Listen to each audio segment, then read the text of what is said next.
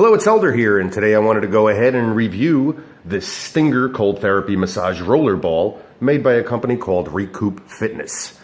Here at Natural Training Center, we spend a lot of time in the field and also some tough workouts, and one of the crucial components of our NTC method is to be able to restore ourselves using different methods, and one of those is self-myofascial release, using balls like this and foam rollers and other types of gadgets.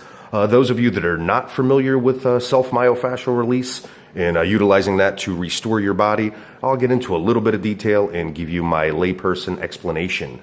Those of you that aren't too familiar with self-myofascial release, you've probably seen these devices laying around your chiropractic office or physical therapist, the gym, things of that nature. And all of these aid, they have different purposes, but especially the foam roller and this other massage roller here all aid with self-myofascial release.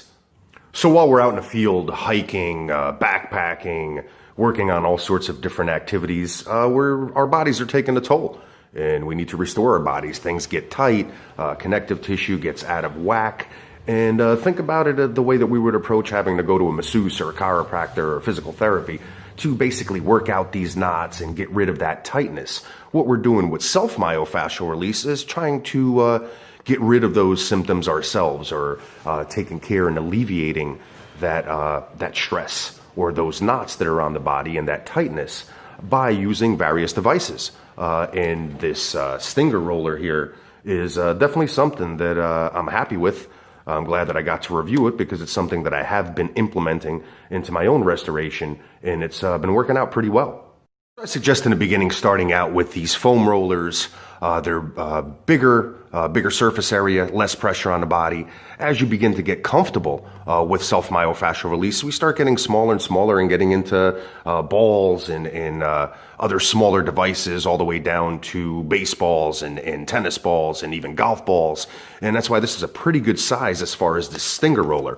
So what this does is it comes in a little bit of a little housing here so that you can keep it together if you just want to work out certain things on the body and just get a slight pressure release with that. Also, it stays stationary, so that if you are rolling on top of it, the ball goes ahead and rolls. But what I like to do is to actually open up the housing, take out the ball, and utilize the ball by itself for the self-myofascial release.